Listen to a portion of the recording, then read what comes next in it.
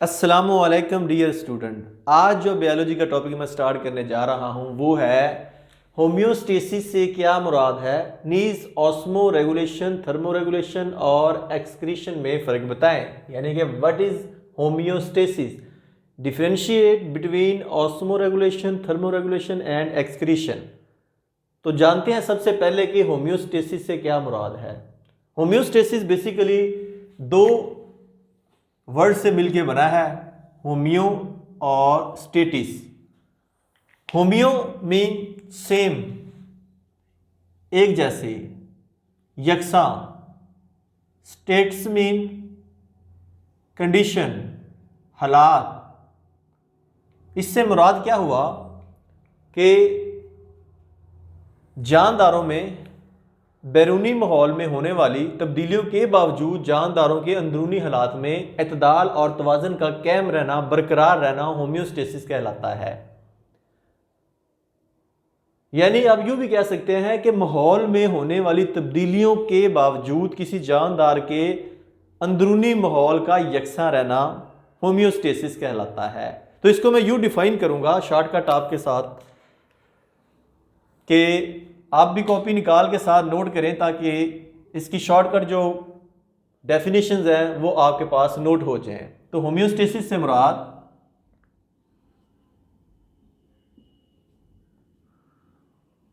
बैरूनी माहौल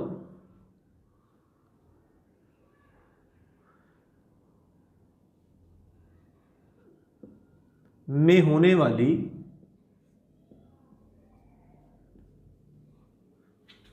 तब्दीलियों के बावजूद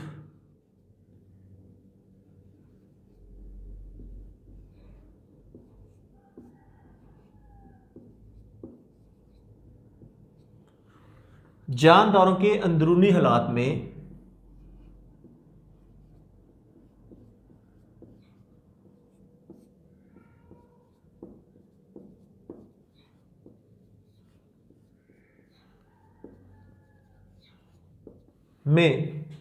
एतदाल और तवाज़ुन का कायम रहना।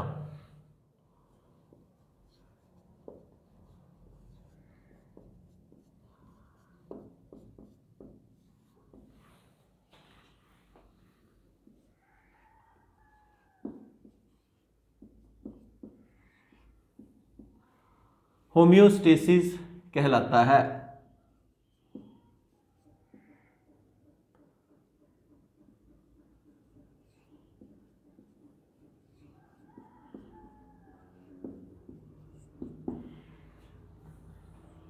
तो ये आपके सामने मैंने डिस्कस किया है कि सबसे पहले कि होम्योस्टेसिस से क्या मुराद है। जैसा कि आप जानते हैं कि हमारे माहौल का दर्जा हरारत हर वक्त तब्दील होता रहता है। गर्मियों में कुछ और होता है और सर्दियों में कुछ और होता है। लेकिन अगर हम देखें कि इंसानी जिस्म का जो दर्जा हरारत है वो 37 है। तो माहौल का टेम्परेचर चेंज होने के बावजूद भी आपने देखा है कि जो इंसानी जिस्म का दर्जा हरारत 37 है वो 37 ही रहता है, उसमें कोई चेंज या तब्दीली नहीं आती। तो ये सब कुछ किसकी बदौलत है? होम्योस्टेसिस। अब होम्योस्टेसिस को हमने तीन मुख्तलिफ कैटेगरीज में तकसीम कर दिया है, ऑस्मो रेगुलेशन, थर्मो रेगुलेशन और एक्सक्रीशन के अंदर। ऑस्मो रेगुलेशन, ऑस्मोसिस से आपने सुना होगा, जिसमें हम पानी और नमकियात का तवाज़ुन देखते हैं, उसको स्टडी करते हैं। तो ऑस्मो रेगुलेट का मतलब ही बरकरार रहना होता है। तो इससे मुराद है कि जिस्म के फ्लूइड से मुराद खून और टिश्यू फ्लूइड्स हो सकते हैं, उनमें पानी और नमकियात की मकदारों का तवाज़ुन कायम रहना ऑस्मो रेगुलेशन कहलाता है। तो इसको मैं यूँ लिखूँगा कि जिस्म के फ्लूइड्स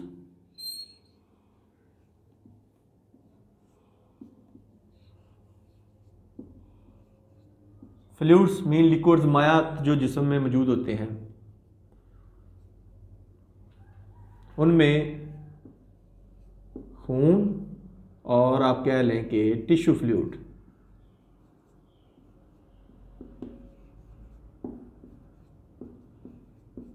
ये शामिल हैं। तो जिस्म के फ्लूइड्स में पानी और नमकियात की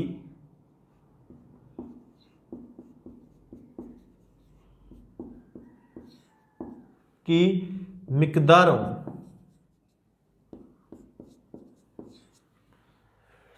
का तवाज़न कायम रखना,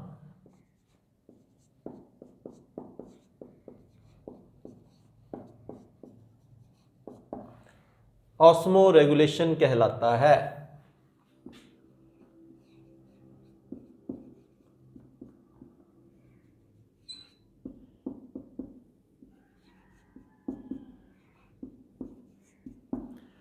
तो उसके बाद नेक्स्ट है थर्मो रेगुलेशन। जैसा कि नाम से ज़ाहिर है, थर्मो मीन टेम्परेचर, दर्जा हरारत। तो जिस्म के अंदरूनी दर्जा हरारत को कायम रखना थर्मो रेगुलेशन कहलाता है।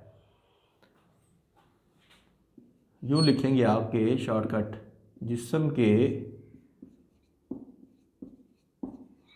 अंदरूनी दर्जा हरारत को कायम रखना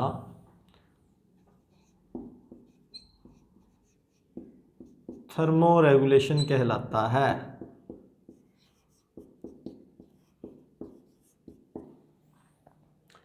अब आपको पता है हमारी बॉडी में मुख्तलिफ इंजाइम हर वक्त काम कर रहे हैं और इंजाइम प्रोटीन के बने होते हैं और वो इंजाइम एक मखसूस यानी ख़ास टेम्परेचर पर काम करते हैं। उस ख़ास टेम्परेचर को हम ऑप्टिमम टेम्परेचर कहते हैं। और अगर हमारी बॉडी का टेम्परेचर चेंज हो जाए, तब्दील हो जाए, कम या ज़्यादा हो जाए 37 से, तो वो जो इंजाइम है वो काम करना छोड़ देते हैं, जिसको हम कहते हैं कि इंजाइम डीनेचर हो चुके हैं, डीनेचरेशन ऑफ इंजाइम। तो बॉडी का टेम्परेचर भी मेंटेन रखना वो भी ज़रूरी है। तो इस अमल को हम कहते हैं थर्मो रेगुलेशन। उसके बाद तीसरा पॉइंट जो है वो है एक्सक्रीशन, जिसको हम अम्ले इखराज का नाम भी देते हैं।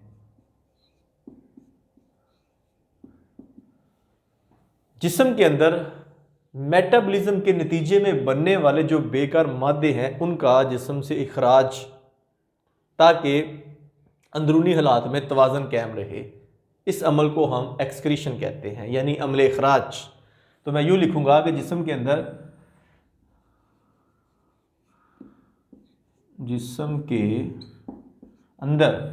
मेटाबॉलिज्म के बेकार मादों का बाहर इखराज,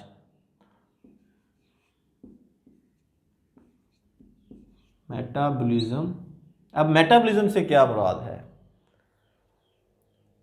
हमारी बॉडी में हर वक्त केमिकल रिएक्शंस होते रहते हैं जिनको मजमूई तौर पर हम मेटाबॉलिज्म कहते हैं। इनकी दो इकसाम आपने पढ़ी है, कैटाबॉलिज्म और anabolism. Catabolism, cata mean break down, ana mean formation.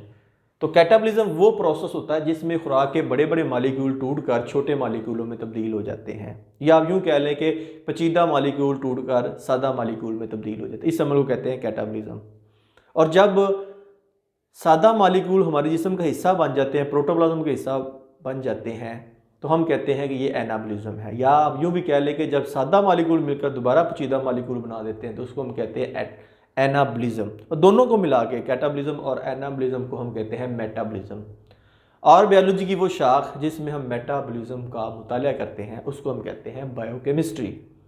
तो यहाँ पे हमने जस्ट मेटाबॉलिज्म का जिक्र करना है कि जिस्म के अंदर मेटाबॉलिज्म के बेकार मादों, तो मेटाबॉलिज्म के नतीजे में जो बेकार मादे होते हैं तो उनका जिस्म से खारिज होना इंतहाई ज़रूरी है। और वो जिस अमल से खारिज होंगे उस अमल को हम कहते हैं एक्सक्रीशन, यानी अमले अखराज। क्योंकि अगर वो पड़े रहते हैं हमारी बॉडी के अंदर तो हमारे टिश्यूज़ को नुकसान पहुँचाते हैं, इसलिए इनका खारिज होना बेहद ज़रूरी है। तो जिस्म के अंदर मेटाबॉलिज्म के बेकार मादों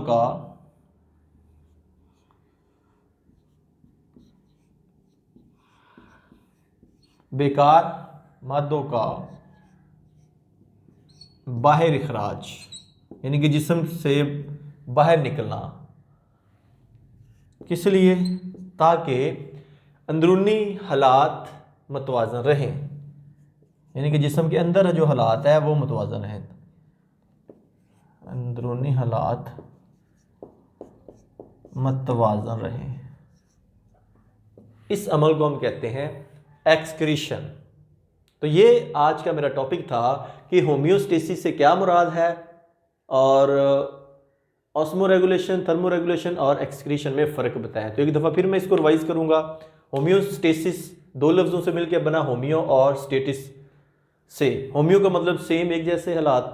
स्टेटस का मतलब हालात। Homeo mean same, status mean हालात, कंडीशन। तो जानदारों के माहौल में होने वाली तब्दीलियों के बावजूद जानदारों के जिस्म के अंदरूनी हालात का यकसा रहना होम्योस्टेसिस कहलाता है। ऑस्मो रेगुलेशन, जिस्म के फ्लूइड्स यानी कि जिस्म के अंदर जो खून है और टिश्यू फ्लूइड है उसमें पानी और नमकियात की मिकदारों का जो तवाज़न होता है उसको हम कहते हैं ऑस्मो रेगुलेशन। और थर्मो रेगुलेशन नाम से ज़ाहिर है, जिस्म के अंदरूनी दर्जा हरारत का कायम रहना, माहौल में होने वाली चेंजेस के बावजूद, माहौल के में जो इन्वायरमेंट के दर्जा हरारत में जो तब्दीलियाँ होती रहती है उसके बावजूद जानदारों की बॉडी के दर्जा हरारत का कायम रहना, उसको हम बोलते हैं थर्मो रेगुलेशन। और एक्सक्रीशन वो अमल है जिसके ज़रिए मेटाबॉलिज्म के नतीजे में जो बेकार मादे पैदा होते हैं, मेटाबॉलिक वेस्ट पैदा होते हैं, उनका जिस्म से खराज होता है, उसे हम एक्सक्रीशन कहते हैं। तो उम्मीद करूंगा कि आपको इस टॉपिक की समझ आ गई। अगर फिर भी आपके जहन में कोई क्वेश्चन हो तो उस वीडियो के नीचे जो कमेंट बॉक्स है वहाँ पर अपना क्वेश्चन पुट कीजिएगा। और अगर आप चाहते हैं कि डेली बेस पे हमें इस तरह के लेक्चर की वीडियो रिसीव हों तो आप इस चैनल को सब्सक्राइब करें। आपके राइट साइड पे सब्सक्राइब का बटन है, साथ बेल आइकन का, ताकि डेली बेस पे जैसे ही लेक्चर मैं केमिस्ट्री बायो फिजिक्स का अपलोड करूं उसका नोटिफिकेशन आपको मिल जाए। तो नेक्स्ट वीडियो तक आपसे जा चाहूँगा। अपना बहुत ज़्यादा ख्याल रखिएगा। अल्लाह हाफ़िज़।